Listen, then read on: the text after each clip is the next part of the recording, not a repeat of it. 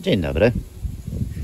Dzisiaj ładna pogoda, trochę wieje wiatr, ale generalnie jest cieplutko. No to działam.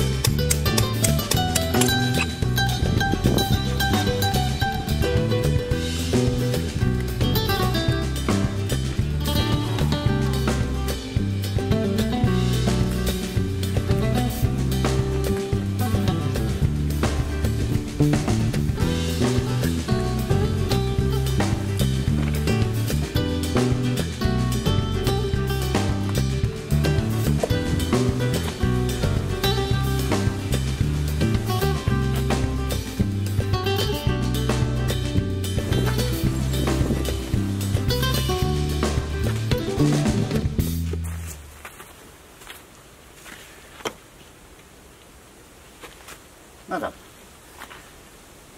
to mamy. To teraz tu. To tutaj muszę sobie chyba już rozciągnąć sznurek, żebym wiedział, do jakiej wysokości.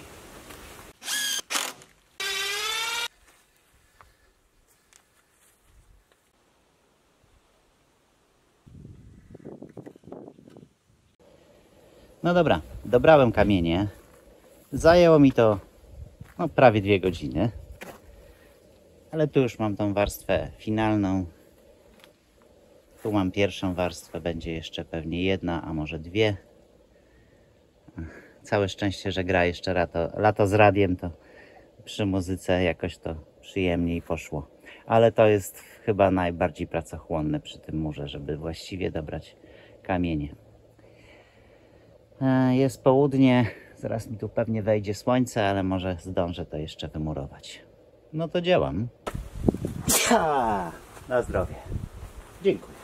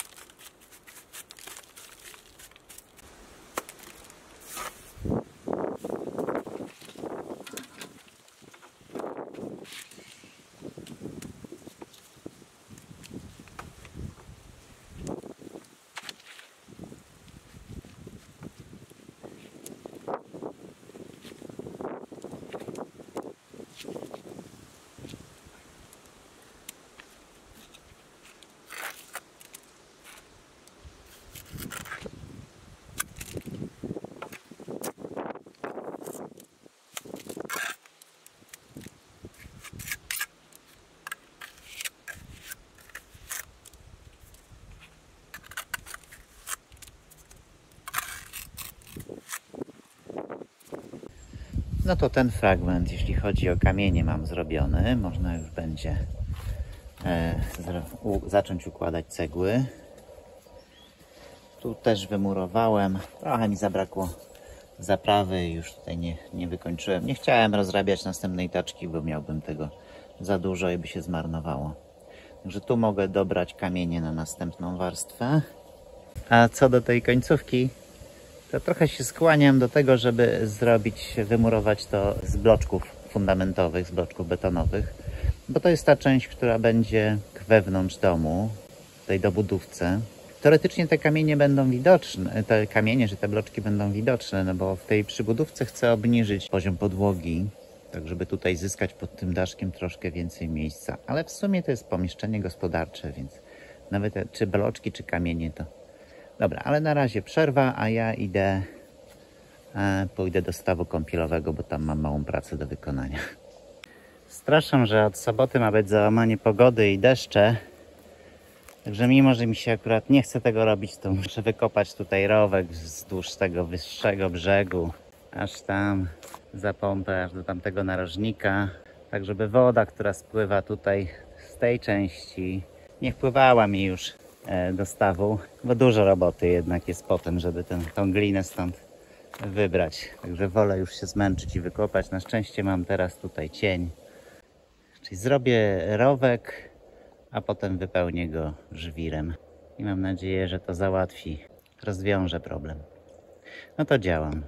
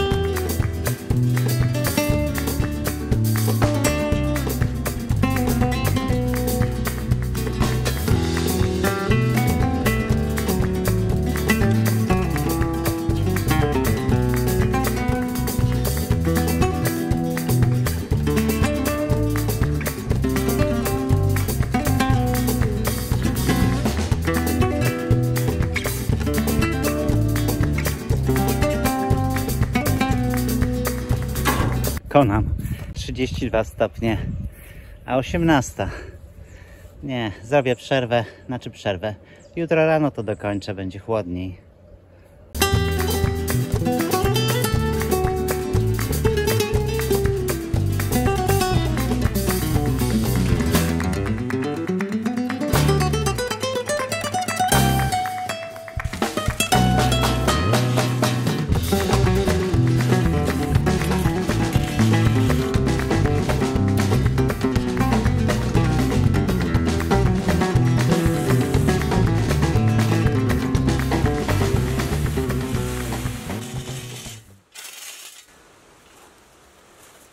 Zrobię. No dobra, to mam zrobione.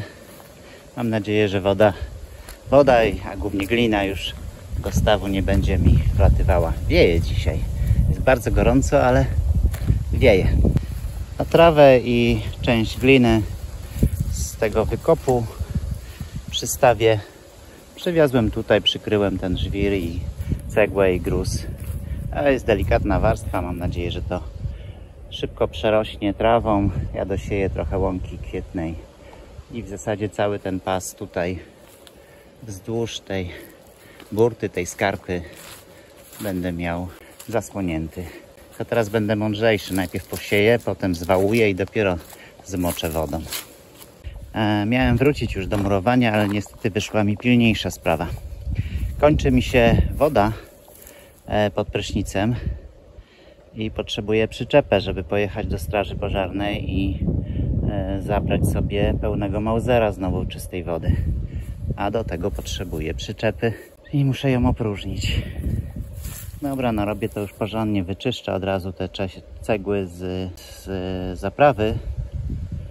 A jak czas pozwoli, to jeszcze je przelecę karszerem i przygotuję już do murowania. No to działam.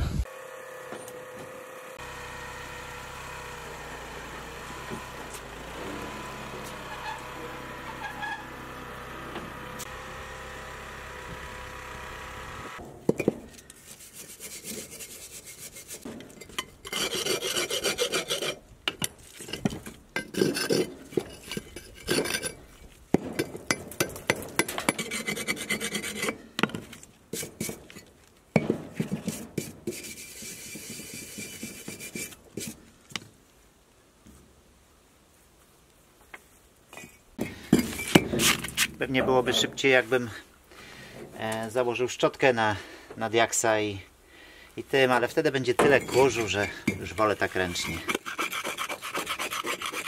Dla mnie to jest najważniejsza ta część, to lico, żeby to było ładne.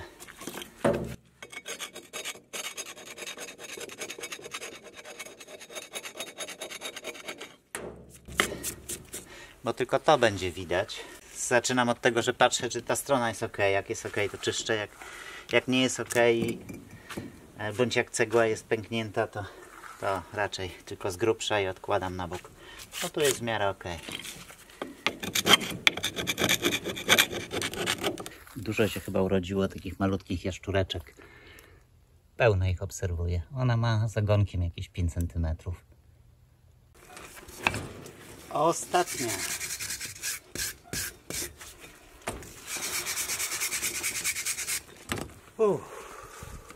Paskudna robota. Takie niby nic, a chyba z 5 godzin to zajęło. Jednak ten cement stary się mocno trzyma, to trzeba szorować. No muszę pozbyć się go, żeby potem się dobrze trzymały te cegły zaprawy. Ustawiłem je sobie tym licem, które będzie do zewnątrz, tak że będę mógł jeszcze odpalić myjkę ciśnieniową i przelecieć, trochę doczyścić, bo nie wszędzie udało mi się doczyścić ładnie szczotką. Sporo się udało odzyskać. To są te, które są w gorszym stanie. Tu je odłożyłem.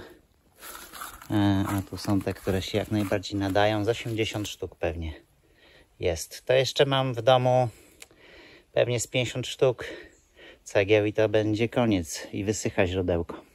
Dobra, to biorę myjkę ciśnieniową. Wywożę tę resztkę gruzu na drogę i pakuję Mausera, żeby przywieźć wodę. I tak cały dzień. Zszedł na w sumie 80 cegłach.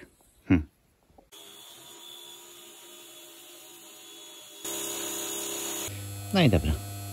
Przywiozłem wodę, a teraz będę siedział z godzinę i słuchał tego bzyczenia pompy, zanim się to przepompuje. Marta niestety nie będzie mogła wpaść w ten weekend. A nawet nie wiem, czy będzie mogła w następnym tygodniu i czy ja nie pojadę do domu na kilka dni. Niestety nasz kotek wybiegł pod samochód. Samochód go potrącił. No i kot wymaga prawie praktycznie codziennych wizyt u weterynarza, zmiany opatrunków. No niestety stracił 2/3 ogona i nie wiemy, czy nie będzie jeszcze gorzej. Ma pękniętą miednicę. Opowiem o tym może już razem z głównym bohaterem. To niestety oznacza, że Marta nie zajmie się pomidorami, więc to ja będę miał tą przyjemność, żeby tutaj w ogródku choć trochę ogarnąć. Pousuwam już te krzaki, przebiorę pomidorki, zobaczę, co się da z nich odzyskać, a później będę myślał, co z nimi zrobić.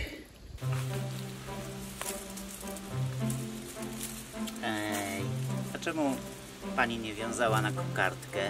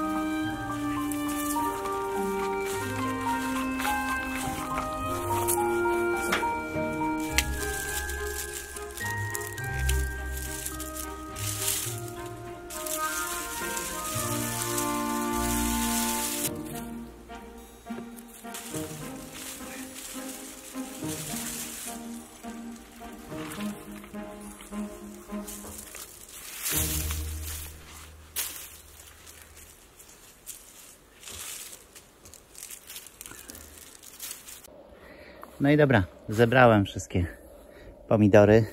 Znaczy zebrałem, to dużo powiedziane. W zasadzie to mam taczkę zgniłków. I myślałem, że więcej uda się zebrać, odzyskać. A tylko tyle. Znaczy, dla mnie to i tak za dużo. Pytanie tylko, co ja mam z tym zrobić, bo ja to bym to pewnie wrzucił na kompost, ale Marta chyba mówiła, że nie, że generalnie to tego trzeba się pozbyć. To co, zostały mi jeszcze ogórki.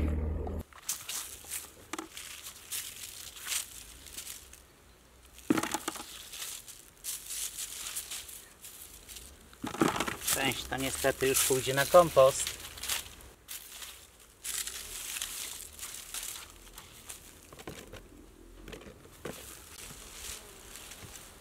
A jeszcze są malutkie.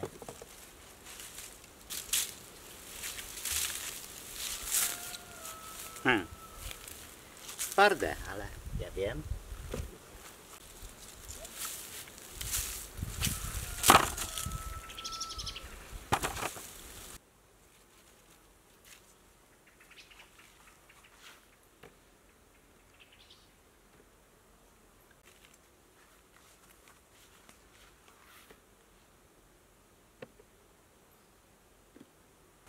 Te wywalę na kompost, a z tymi zobaczymy, co zrobię. Pomidorki umyłem, tutaj je położyłem, niech sobie wyschną. I co, zostawię kilka dla siebie. Część zielonych zaniosę do jakiegoś ciemnego, chłodnego pomieszczenia. Myślę, że może do stodoły, a może do domu po prostu. A część zamrożę. Doczytałem, że takie pomidorki, zresztą tu i tak nie ma takiej ilości, ale pomidorki z krzaków, które miały zarazę ziemniaczaną, niespecjalnie nadają się na jakieś przetwory, że można po prostu je zamrozić i potem na bieżąco używać do jakiejś zupy czy do zrobienia jakiegoś sosu. I tyle z sezonu pomidorów.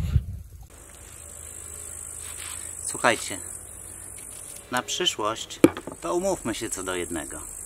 Jak ja mówię, że ogórki się zmarnowały, to się zmarnowały.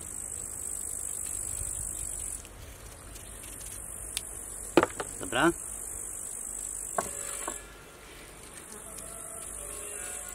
A tak serio to dziękuję za tak dużą ilość komentarzy z przepisami, jak wykorzystać takie przerośnięte ogórki. O matko, z tym mi się przecież zajdzie ze 2 godziny. Z których wybrałem przepis chyba pani Magdaleny, który wydaje mi się najprostszy.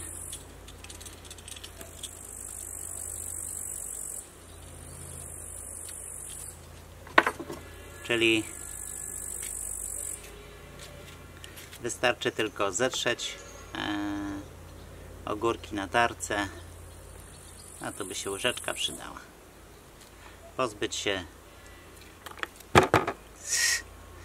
Pozbyć się nasion.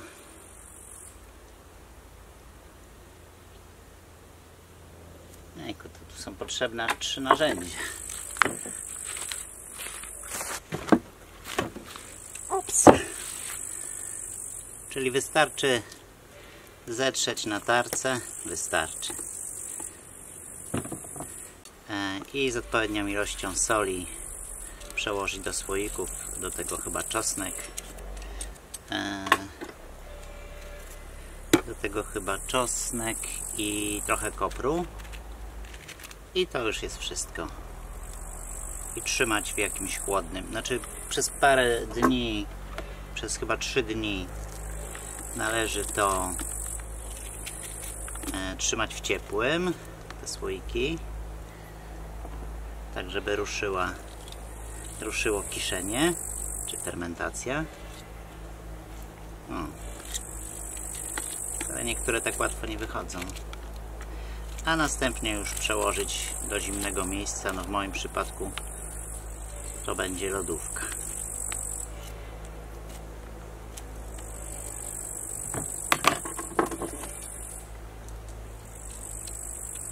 Także prosty przepis, 2-3 godziny pracy i mamy ogórkową.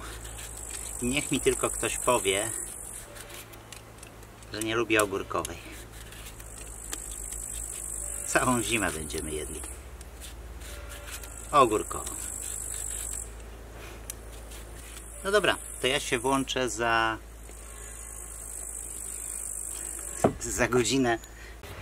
Powiem wam, że doszedłem już do pewnej wprawy i nie będzie to trwało godzinę, a tylko pół. Ale generalnie to cofam moje narzekanie na murowanie z kamienia, bo ta praca jest dużo gorsza. Już mnie gdzieś tu w boku boli.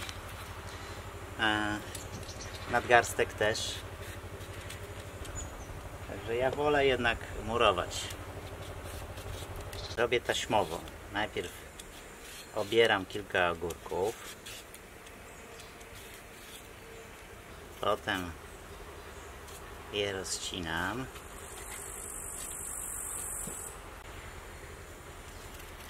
I na koniec pozbywam się pestek.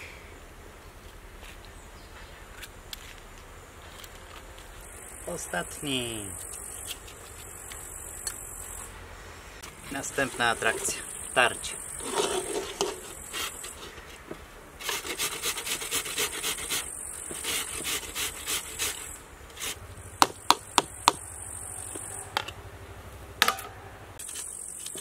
Powiem wam, że ta praca trochę mi przypomina dzieciństwo, kiedy tak się tarło ziemniaki na placki ziemniaczane. Już mi tu został ostatni ogórek. Udało mi się nie pokaleczyć. Tu trochę sobie zdarłem na skórek, ale bez krwi. Więc nie jest źle, jest już jakiś sukces.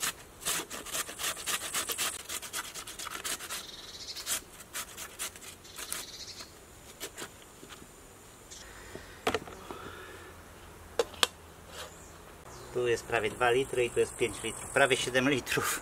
Nieźle. Chyba nie wiem... Mrówka. Nie wiem, czy mam tyle słoików.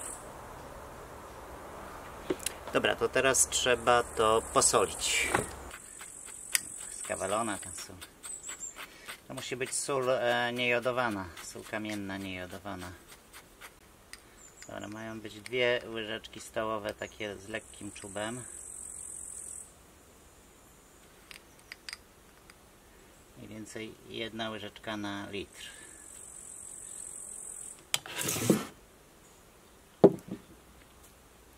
To tutaj trzeba będzie dać tych łyżeczek aż 5. Zobaczcie, ile tu już jest wody.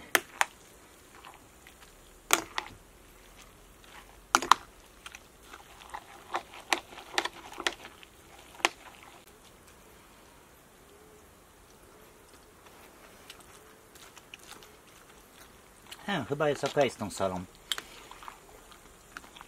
Jak zrozumiałem, miało być w smaku jak taka lekko przysolona sałatka. Mam nadzieję, że zdążę w ogóle to zrobić, bo jakieś chmury idą. Dobra, to idę przygotować słoiki, a to powinno postać tak z 15 minut, żeby puściło więcej jeszcze soków.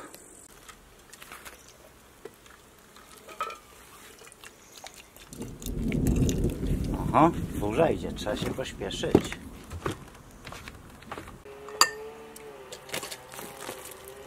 Wow, gorące.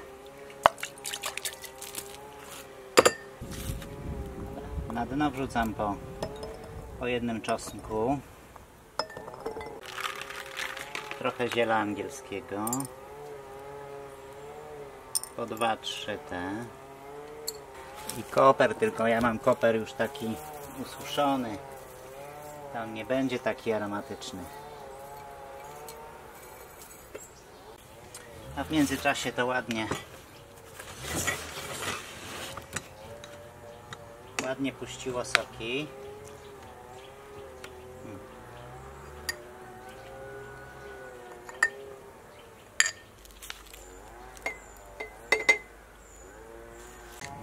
tak ugnieść, żeby na górze wyszła woda.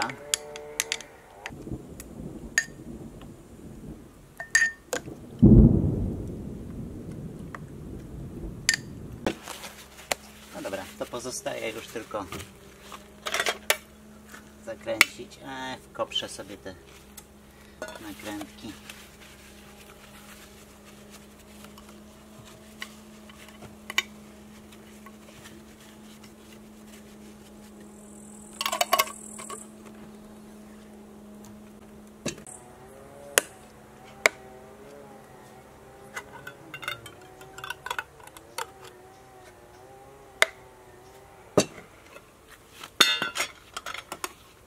Czy mam za dużo siły, czy co? Czy te nakrętki są złe?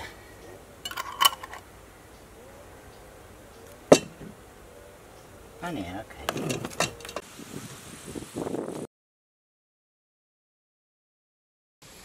No i co? Pogrzmiało, poszło. A deszczu nie ma. No nic, ja jeszcze się w takim razie przekąpię, bo to chyba już ostatni tak ciepły dzień. A teraz będzie już raczej tylko gorzej. Od kilku dni przylatuje do mnie i tutaj ląduje przy stawie gołąb pocztowy. Ma też obrączki, no ale stąd oczywiście ich nie zobaczę. Ciekawe, o co chodzi, czy mu się to spodobało. Nie wydaje się, żeby był chory, bo lata widziałem, że odlatuje. Tu przesiaduje w tym miejscu. Ciekawe czemu.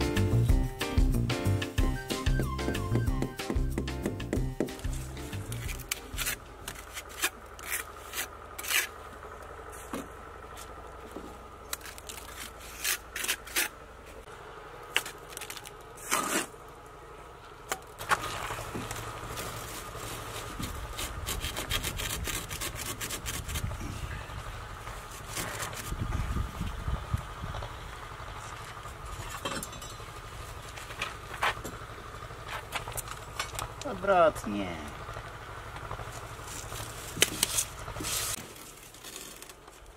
Kurde.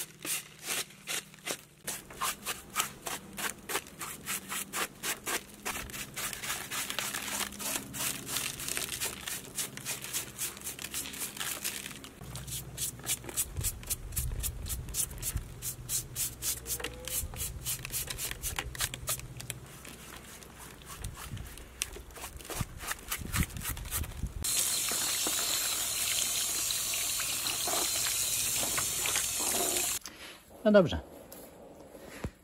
To tu jeszcze jedna warstwa. Tu zacząłem już trochę cegłą. To teraz zajmę się czymś w cieniu. Powiem wam, że jak jest tak gorąco, to ja naprawdę coraz bardziej doceniam nasz staw kąpielowy. To jest po prostu rewelacja. Mi za gorąco, idę się przekąpię. Minutka i wracam. I zupełnie inna historia. Jeszcze tutaj ogarnę.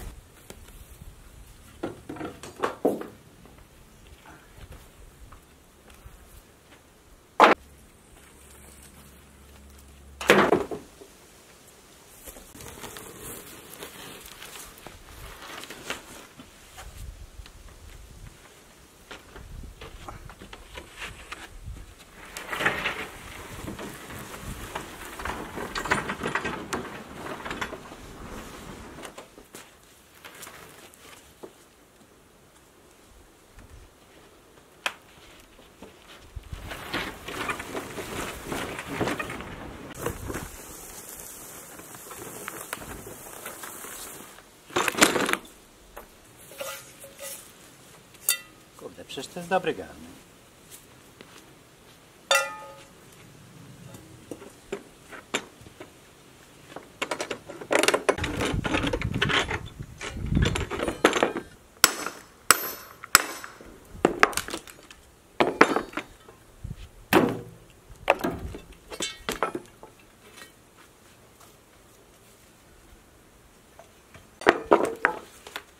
Te deski zostawiam, bo one są wprawdzie spróchniałe, ale do jakichś szalonków wystarczą.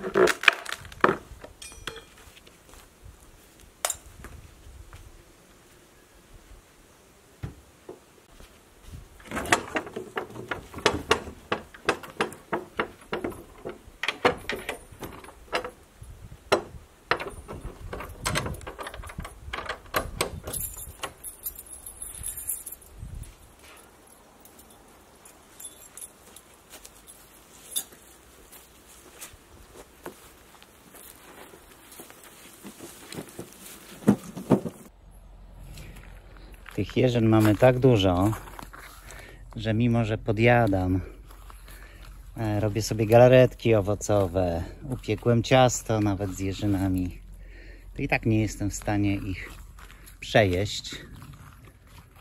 A to jest tylko to, co pokazuje, to jedno z wielu miejsc.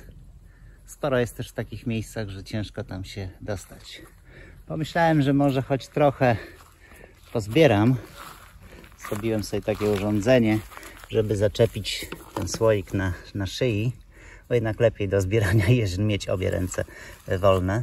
Zbieram tak po trochu każdego dnia, więc i wrzucam do lodówki.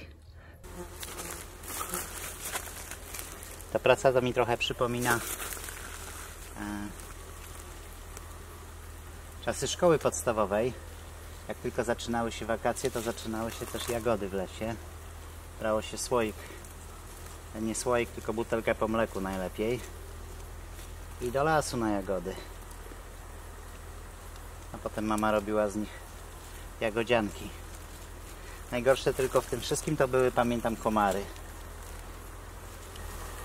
Ja widzę, że sporo jest takich już, które przejrzały, ale jest też sporo zielonych, więc jeszcze trochę te jeżyny będą.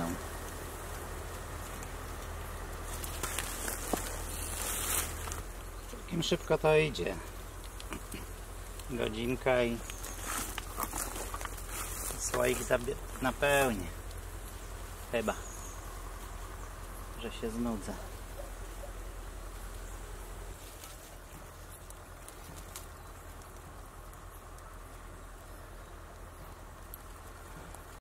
To co? Ja swoją robotę wykonałem. Teraz liczę na Was. W szczególności na subskrypcje, na lajki i na komentarze.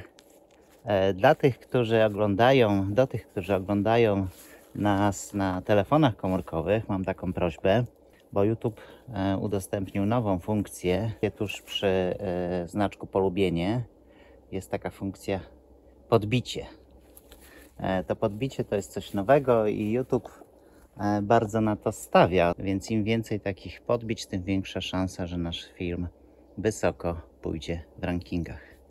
Także z góry dziękuję za podbicia. No i będzie sporo winogron. Tam jest pełno śliwek, tylko ciężko się do nich dobrać. A z naszej strony to już wszystko. Bardzo dziękujemy za oglądanie. A jeśli się Wam podobało, to dajcie dyla. Dziękujemy i dobranoc.